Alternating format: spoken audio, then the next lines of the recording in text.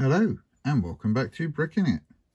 So at the end of the last part of the video we had reached this stage of our build with the completion of the inner part of Dumbledore's office. Now we're going to extend our build out into the outer office. Now I mentioned these hinges on the side, and these are going to be where our outer office sits to action just like this. So we're going to get a complete exterior of our office for when we have the castle closed up, and we're going to extend out into a really wide build for our display. So let's take away our office, and we're going to start with some mini builds for office furniture. The first is going to be a display case for our Sword of Gryffindor here.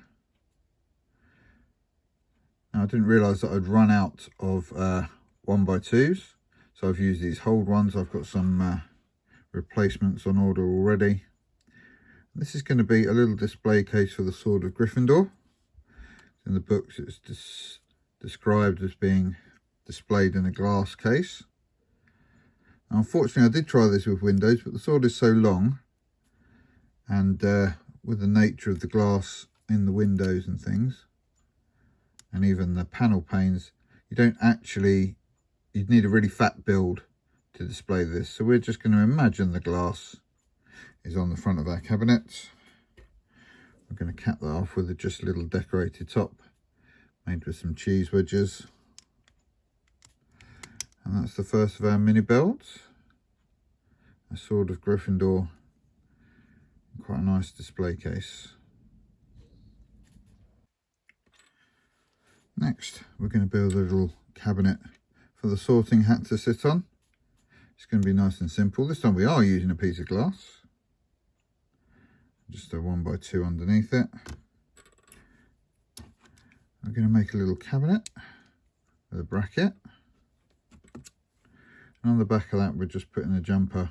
Could easily be a tile, but again, didn't have one, and I wanted to keep to this dark orange and dark brown colour scheme. That's just going to sit on the back there. Now, as you can see, it's a bit flexible and it does tend to ping in. So rather than having an empty display case, I'm just going to put a little golden knick-knack inside it. Push that stud onto the back, and that will give us tension against the glass, just so it doesn't flex. Put it together in the right order might help. It just gives us a little bit of visual interest inside the cabinet. But the main point of this little build is to show off the sorting hat. We're just going to have this on top there. Next build's nice and simple. Just going to take up the remaining area of the wall. Very simple cupboard made from one of these window frames. Again, keeping to our dark brown and dark orange colour scheme. It's as simple as that. I have got a very floppy set of doors, and they do want to keep moving every time I move the office. But we can solve that by not moving the office. So for our final build for the first half of the office, you can see in the pictures of Dumbledore's office, there's usually a large table set up in the outer office, and on this we have all manner of small objects. So we're just going to build that up using some cylinders, some interesting shaped pieces for the lids of jars. Pop an hourglass in, and again some interesting tops on top of some white studs. This is going to be the large white item that we can see on the table. Again, very much simplified because we don't want to be taking up lots of space with these little build elements. That's going to give us our table of things just to fill up that space in the outer office, and it's a nice piece that can be removed if we want to display more minifigs in the outer office. So there we have the first side of our office and the mini builds that go inside it. So let's look at the builds for the other side. So the other side of the outer office is largely dedicated to the Pensieve and all the paraphernalia that goes along with it. And the first thing we're going to build is the memory cabinet where Dumbledore stores all his files of memories. This is a slight adaptation to what I had in the old version of the office. You can see in our original Dumbledore's office video. We've gone a bit higher with the stacks. We have previously just had 2 layers. I've gone up to 3 as we've got a bit more vertical height to play with, but also lowered the stand that it was on because I had it on a telescope piece before, and that just lifted it up really high and no one would actually be able to reach into the cabinet. I'm going to top that off with just a square, one of these little spear tip finials into a stud. That's going to complete our memories cabinet. Now in the movies, the Pensieve has gone through a few different looks, and that's certainly the case in Lego as well. I think we've had at least 4 different versions of the Pensieve, from the floating silver bowl to the actual stone almost font version. And this version, well, I'm finding it hard to keep track now where I've got each of these, I think came from the latest advent calendar. It's a very simple build, just a little white bowl shape with this trans satin blue, I believe is the colour, little shoe, and then one of these pins to give that floating effect. That will go on a little circular base that's currently in the office. There's a bigger version of these using one of the wider bowls. As I say, there's the silver dish that came with the CMF version of Dumbledore. And any of these could be used, they all work just as well, and I may well even swap them out depending on which version of Dumbledore and which movie I'm displaying. So looking at screenshots, we can see that the Pensieve cabinet, at least initially, is quite an elaborate wooden cupboard, and that's what we're going to work with. So we're starting off just with some reddish brown this time instead of dark brown, just because of access to parts. We're going to keep this colour scheme consistent across this side of the office, using reddish brown for the furniture. We're just going to build up our Pensieve cabinet. Now this is going to actually be at 45 degrees in the corner of the build, and when we add it to the office you'll see how it's going to sit there. So we're just really making almost a facade, just a fascia to go across our build, but we are going to fatten it up just because we need to add some deeper elements as we go up the build, and it will sit quite nicely against the side, but we're only secured by one stud, so we're going to have to anchor it somehow. And when we get to that part of the build you'll see the novel way we've anchored the build to the wall. So this is, as I say, a fancy cabinet, and fancy means gold. Add a couple of finials onto the top, just here. Then we've got that almost church-like spire on the top of the cabinet, and again more gold on top. We're going to finish the front of the cabinet with some of these ingot pieces, just to make it a bit more visually appealing. Give a bit of texture. And that is going to be our Pensieve cabinet. Next to the Pensieve cabinet, we're just going to fill the space with a similar looking bit of furniture. So we've got the same stylings. So those ingots at the side, the smooth central portion. They're going to carry on all the way up.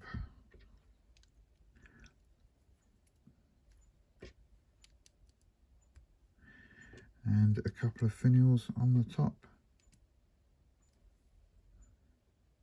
So this is quite fragile in hand, but once it's integrated into the base, it's a nice solid piece.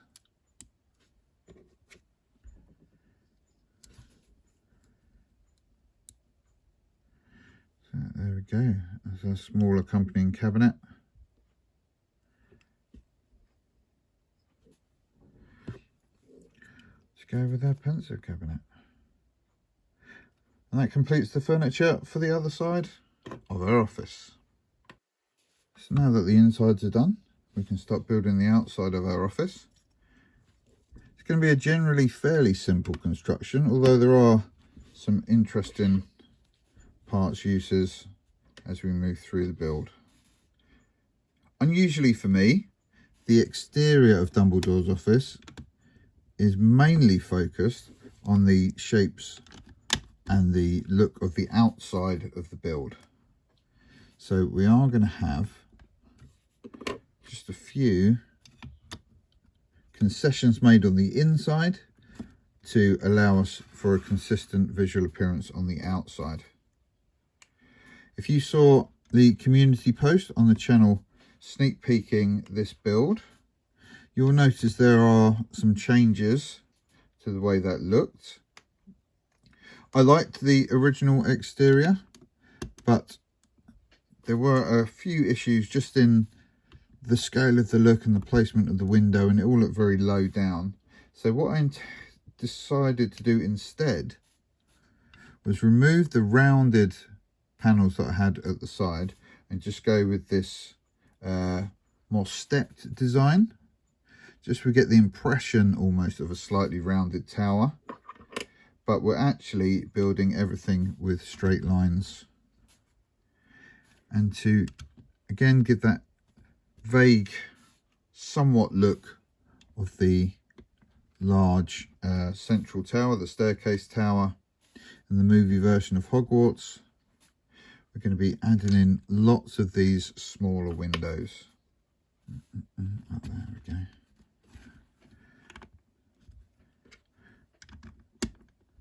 So this is going to be the main feature of the outside of our build. We've got this stepped corner, which is going to nod to that curve around the side of the building, and then these layers of small windows moving up. Start adding some supports for the next few layers.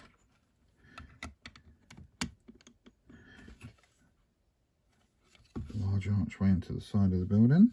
And again, we've got to start preparing snot bricks on the outside of the build, or the inside rather, of the build, so we can start adding some portraits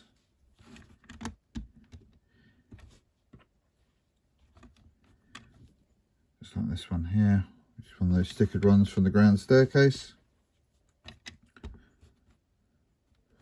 Start adding in our arches that will allow Dumbledore's office to connect to other parts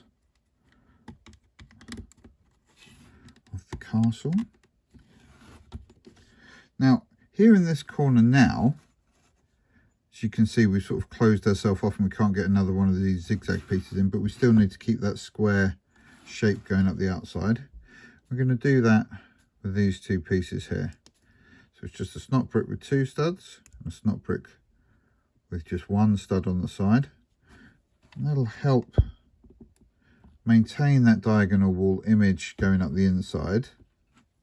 And this stud here is going to help us conceal the fact that it doesn't go all the way across, because our furniture's kind of stopped by now, so we're not going to be obscuring these odd shapes. And up here we're going to have to use a different method. I'll show you that in a moment, but let's just finish off moving up the tower. We're using a variety of sizes of these sort of, I always call them zigzag blocks, 3 wide and 2 wide, just to make sure everything's fully integrated so we don't get loose wobbly panels moving all the way up the building. So it's 3 rows. As we get up to the top, we can leave a space here for our hinge, which is part of the other, or integrated into the main build. And across the front here, Going to add some snot bricks.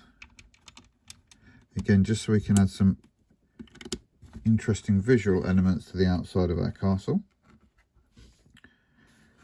So just using these snot bricks, I'm going to add some jumpers onto the front there, so these can go all the way across. And onto these we're just going to attach some of these ingot pieces in tan. They do want to spin themselves around because there's no, it's just a smooth gripping surface on the inside. They do tend to spin around. So we're going to help them keep their alignment by adding the very top of our wall. That's just simply made up using one of these modified 1x2s, or 2x2s rather. 1x2 brick with another ingot on top. I'm going to place these on the top of our wall. This time with no brick in the middle. Then just by sliding our ingots up from the base, they will just disappear just under the lip there. They will go to a uniform depth. We get a nice castellated top. So we've used a few snot bricks just to add a bit more dimension to the outside. A couple of different colours. So that's our office built up. Now it's time to put our furnishings in. So first up, we're going to add a portrait here. And because the inside and the outside, although they're obviously on the same build, don't necessarily relate to each other completely. Although we've got windows, they don't necessarily represent windows to Dumbledore's office. I'm quite happy covering them up with portraits. And remember our odd part here. Well, this gives us the opportunity to make an angled portrait on the wall. You use one of these superhero grippers. I should have done this at the time because now I'm not going to be able to get it in, am I? Right. I'll come back to you once my massive hands have worked this out.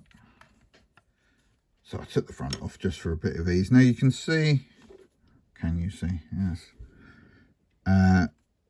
Superhero powers holder in here, or a flight stand, just angled at 45 degrees, so that when we stick our portrait onto it, we can actually display our portrait on that 45-degree wall.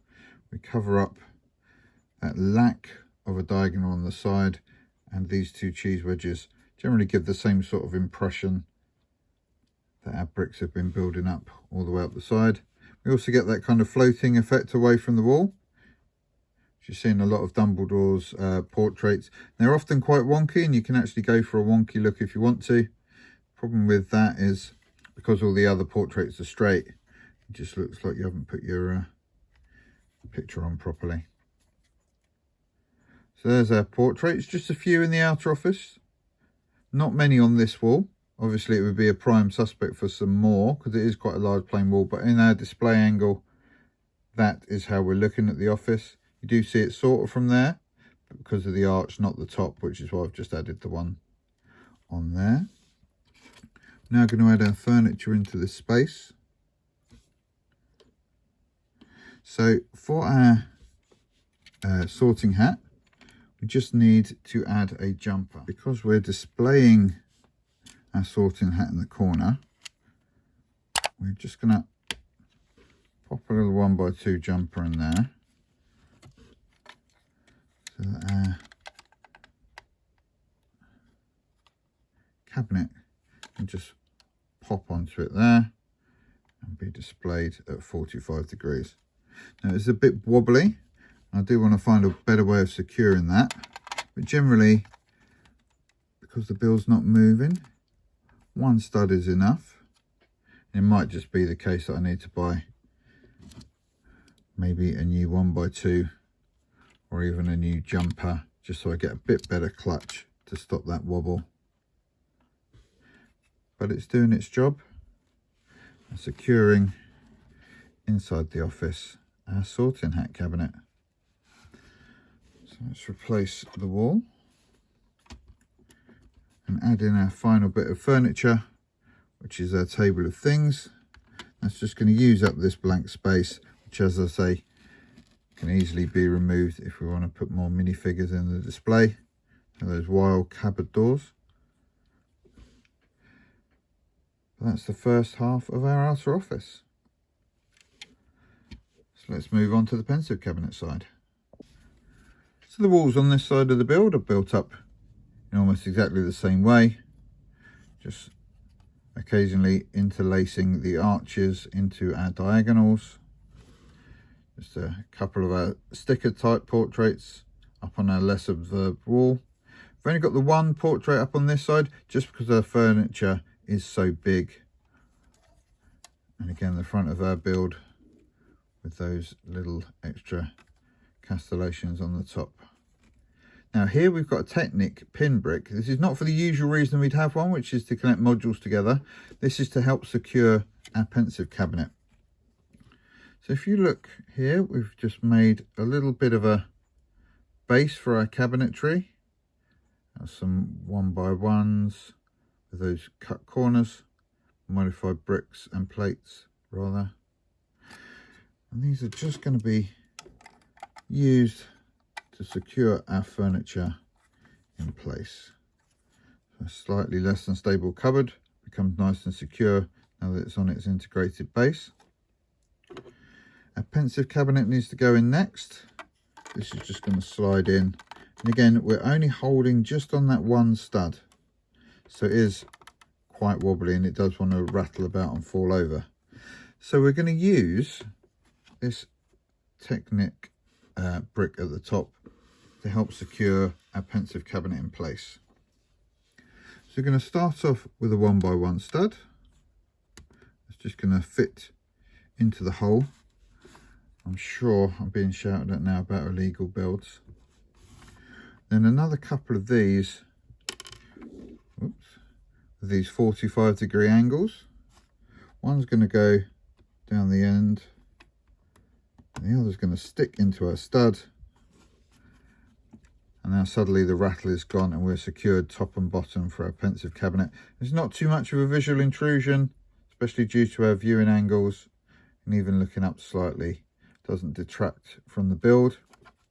And this trans blue stud, I've actually got a clear one on the way because ridiculously I had no trans clear studs. So our last couple of pieces of furniture, of course the pensive, now on its stand in front of its storage cabinet. And to fill up our last spot, we have our memory cabinet. So there's the second part of Dumbledore's office. This is the access side where it will connect to other modules. This is the main viewing side where we can catch a glimpse of those portraits and our furniture. So there are the two sides of our outer office. As you can see, the base of this one's built up. I'm going to do the same to this one just because we've got a couple of hinges that go in on the bottom of the build there. So let's do that. So now with our bases built up, all that remains is to add our hinges. Just remove these couple of plates from our plating layer and attach our office together. Out to the side so we can bring in the main central office. These are just going to settle onto those hinges like that. We can tile off the top like so. So I've got another one of these angled ones coming. I'm using a curvy one for the moment. All of these missing bricks are coming as part of a PAB order. I always tend to put in a pick a brick order whenever I'm making an order from lego.com. And this time, of course, I've been ordering those March releases, which still haven't arrived, and I'm getting super itchy to get those put together so I can just show you, give you my thoughts on the sets and also how I'm going to be adapting them into my Hogwarts. So let's see our office closed up now. You can see those windows and that castellated top just give us a really nice impression of a large tower full of many, many rooms. But this central tower is not finished yet because we need to add a roof. So our roof is super simple and super effective. We're going to start off with just a couple of these 8x8s with a grid pattern. Just going to secure them together with a little 2x2 just to stop them swinging around. And the main composition of the roof is going to be these large sand green roof panels. These came in earlier, much earlier Harry Potter sets. Still available today in much more bright and wonderful colours in some of the princess sets and some Friends style mini doll sets. But we are going to use these classic old pieces to start building up our roof. We're going to have one on that side, one on this side. Oop. There we go. But of course that doesn't quite bridge the gap. So we're going to bring in some of these sand green 2x2x3 sloped elements just to fill in that gap in the roof there. That's one side. For the other side, we're going to add a little Easter egg. We're going to allow this roof to be a location for where Sirius is imprisoned. So we're just going to put this little door assembly along with our roof elements. Pop that in there. And we can have Sirius standing in the tower waiting for rescue if his feet will cooperate.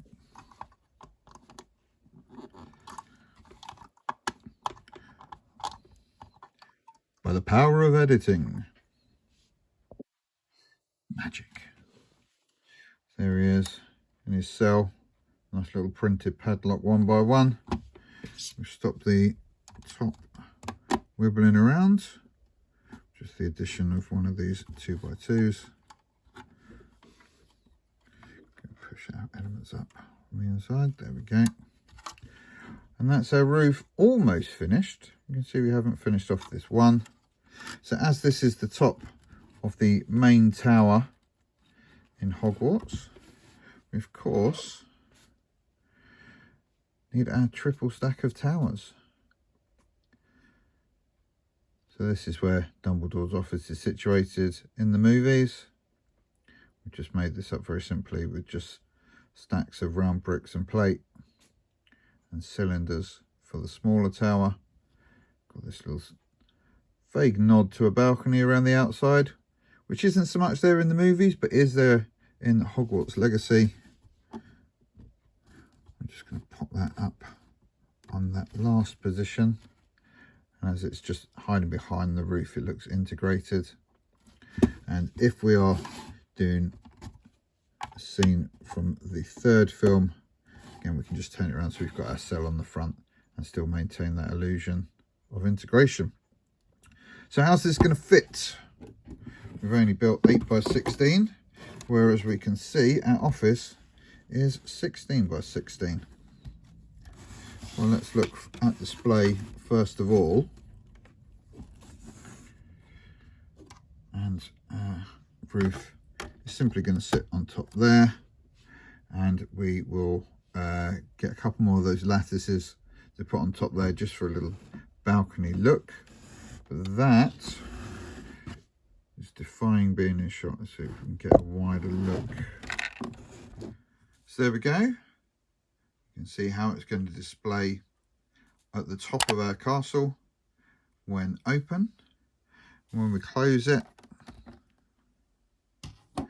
because these outer offices actually bridge the gap between the back module of the castle and sit on the front of the wall that hides all of our hidden scenes inside Hogwarts. This just integrates the two a little more nicely, and we can put our roof right up front here. Doesn't work quite as well with Sirius sticking out, but here we have the top of our tower. That's going to sit on top of our Hogwarts, looking rather splendid indeed. So we've switched to wobbly cam, just to have a quick look at the office integrated into the castle. Notice the floors below looking a bit bare because they're going to be going through some changes as we update Hogwarts for this year. Dumbledore's office, as was, is now empty and haunted, as indeed is the long gallery, which is actually going to be the new position of an updated room of requirement. Just got a temporary little module in here, which is a trophy room. You can see we've got some of the portraits, the chocolate frog cards up on the wall. This is actually quite a nice one with, again, that castellated top, which is becoming a new firm favourite style for doing the top of my castle. And that just sits, as you'll see, next to Dumbledore's office when our castle is closed. And here we have our castle in the closed position with Dumbledore's office on top and a little castellated unit next to it. This isn't a final form, this is just the way it has to be currently. The sharp-eyed amongst you may even notice I've begun making some module changes for upcoming amendments. For example, we really don't want to be looking at poor old Hufflepuff common room down here. What are you doing, Hagrid? There we go. Here we can see it alongside the astronomy tower. I think the roof line is really starting to look interesting, and there's that lots of visual depth and elements at different heights, just as you see in the real Hogwarts.